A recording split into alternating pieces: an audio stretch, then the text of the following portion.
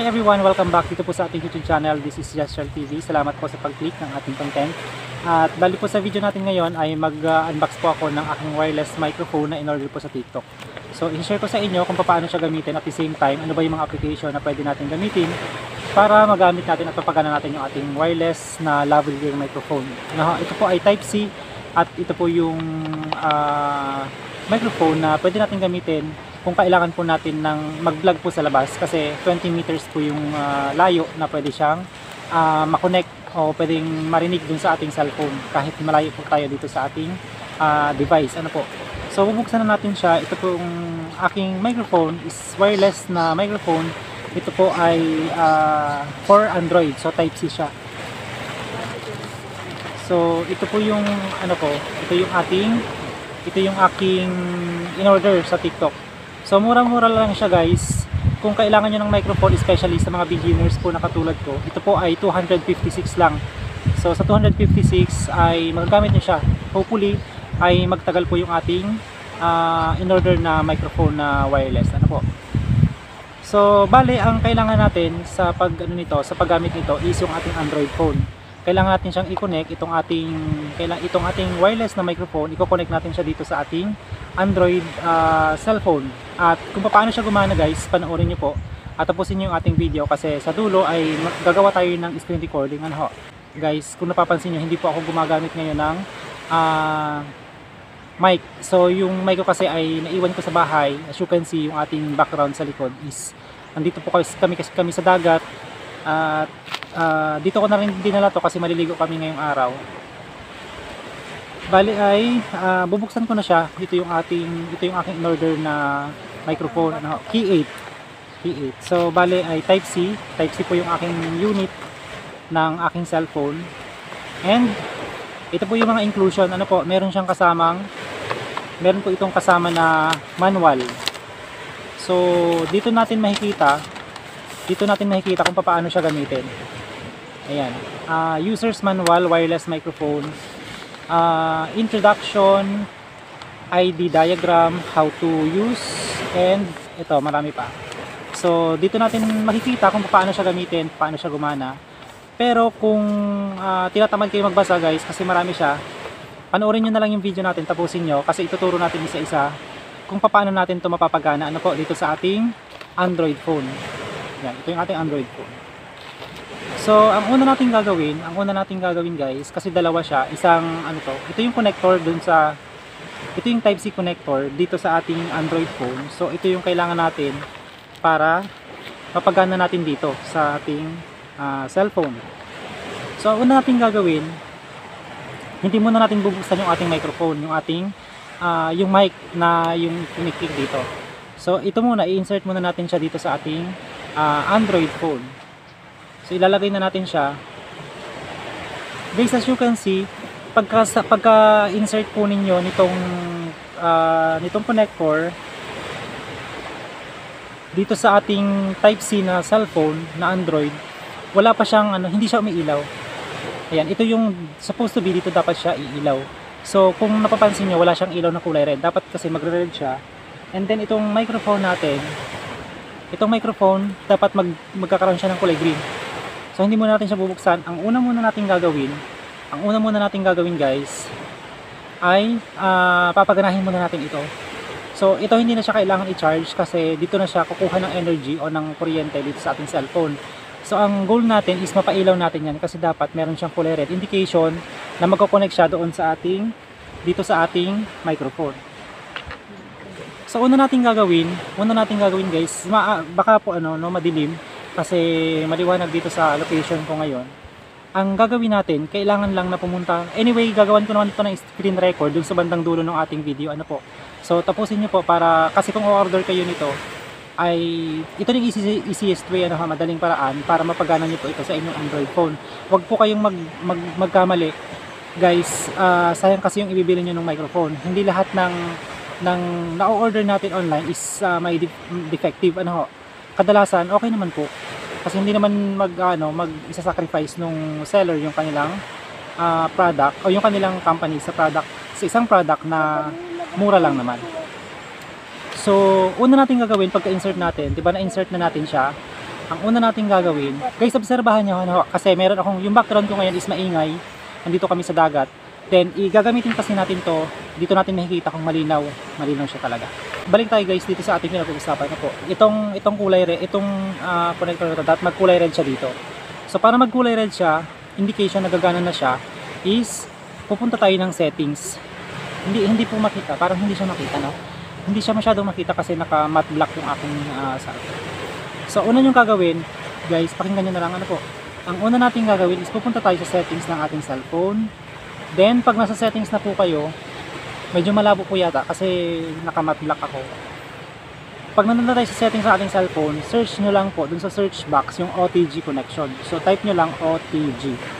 Anyway, ilalagay naman po ulit natin dun sa ating last part ng ating video, yung screen record kung paano siya puntahan, ano po. OTG connection, then on nyo lang yung OTG connection ng inyong cellphone. So OTG connection, i-on nyo lang po yan. So guys, na-on ko na yung OTG connection ng aking cellphone. Pagka-on ng ating OTG connection, meron na siyang ilaw. Umilaw na siya kaagad. So pwede po na hindi nyo siya mapansin kasi sobrang liwanag dito sa area ko ngayon. Pero kung madilim, is makikita natin siya ng malinaw. So, ito na, nakailaw na yung kanyang yung kanyang connection. Nakailaw na yung kanyang indicator. So, ang susunod na gagawin natin is ito namang mic niya, ang ating papaganahin. I-connect na natin siya dito sa ating connector dito sa ating cellphone. So, una yung gagawin kasi meron siyang power button dito sa bandang lower part nung napakaliit niya, guys. Parang feeling ko fragile siya, pero ingatan na lang natin kasi para may magamit tayo. So, i-long press lang natin itong power button hanggang sa makita natin yung ilaw. Yan, magkukulay green siya. So guys, kung ito nakakulay green agad siya. Guys, kapag hindi siya gumagana, nagbi-blink-blink po yan. Kapag hindi siya nakakonect dito, nagbi-blink-blink yan. Yan. So, ganun lang siya kadali. Ganun lang siya kadaling gamitin, guys, no? Nakakonect na siya dito sa ating cellphone. So, ang gagawin ko ngayon is ipaparinig ko sa inyo kung, guys, ito sa audio lang, sa audio. Iba pa yung sa video, kasi sa video ay kailangan natin mag-install guys ng open camera. So yung open camera is third party application para magamit natin itong ating wireless microphone kung magre-record tayo ng video. So mamaya puputulin natin yung recording dito sa isa kong cellphone para magamit natin itong cellphone gamit itong ating wireless na microphone sa open camera. So sa ngayon, yung narinig nyo guys, meron akong background, medyo mahangin, medyo maingay, medyo makalaskas, medyo maingay dyan sa background ng ating audio. So mamaya ay titingnan natin kung gaano siya kalinaw. At actually yung mga features po nito ay ang sabi dito, ito po ay 20 meters.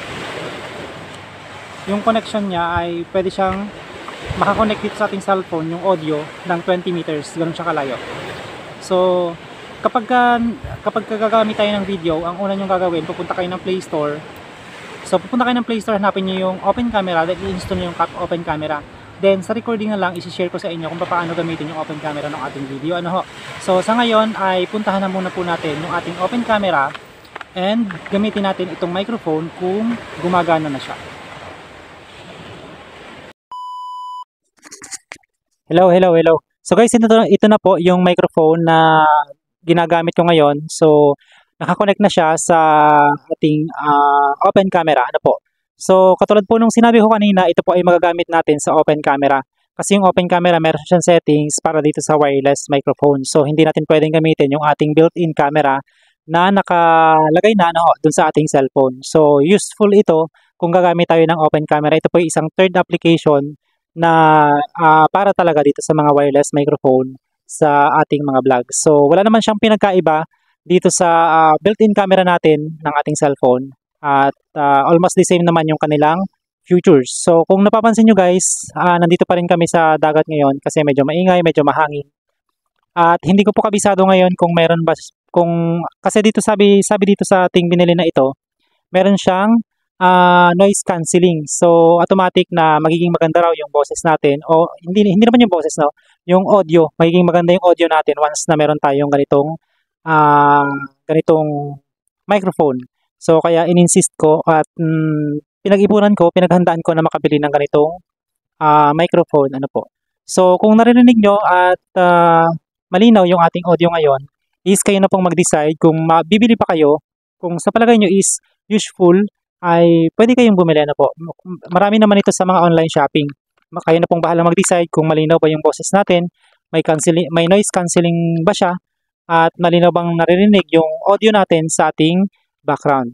So sa susunod na, guys, wag nyong i-cut kasi ay ituturo ko sa inyo dun sa ating last part ng video natin.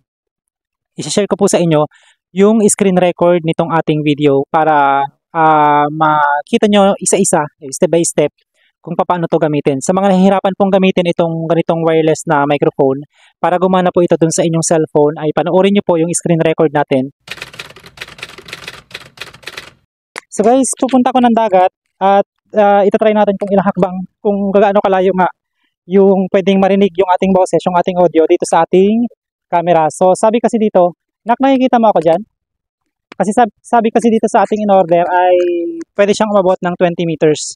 So susubukan natin kung makakaabot nga tayo ng 20 meters, yung signal ng audio natin ay kung makakaabot nga ng 20 meters ng malinaw dito sa ating camera, dito sa ating device na ginagamit ngayon, yung signal ng ating audio. So 1, 2, 3, siguro ang layo ko na ngayon is mga 20 feet, 21, 22, 23, 24, 25, 26, 27, 28, 29, 30, 31, 32, 33, 34, 35, 36, 37, 38, 39, 40. Guys, kung malinaw pa, ibig sabihin, maganda. Kasi nasa 30 feet na tayo. 31, 32, 33, 34, 35, 36, 37, 38, 39, 40, 41, 42, 43, 44, 45, 46, 47, 48, 49, 50, 50 feet, 51, 52, 53, 54. At ang sunod po is dagat na. So, babalik tayo.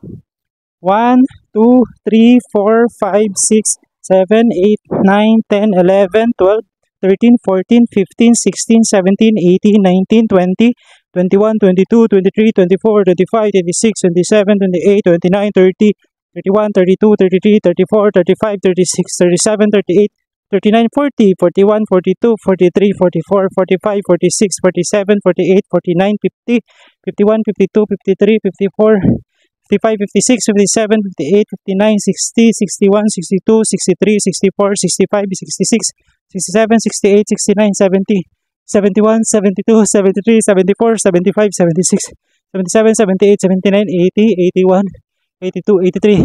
So maraming training guys kailangan para hindi tayo mapagod. Kailangan natin mag-jogging. Maraming salamat po at ito po yung ating screen record. So guys, ito na po yung screen record ng ating kung paano siya gamitin, yung ating wireless na microphone. So kung narinig nyo sa audio natin, medyo maingay. Yung alon ng dagat, tsaka yung hangin dito sa dagat. So, kasi maliligo kami ngayong araw, kasama ko si Jezreel, maliligo kami sa dagat. Sinabay ko na rin po yung pag-record nitong ating content. Una yung gagawin, pupunta tayo ng settings. Ito po ay para sa audio, para mapagana natin yung audio ng ating wireless na microphone.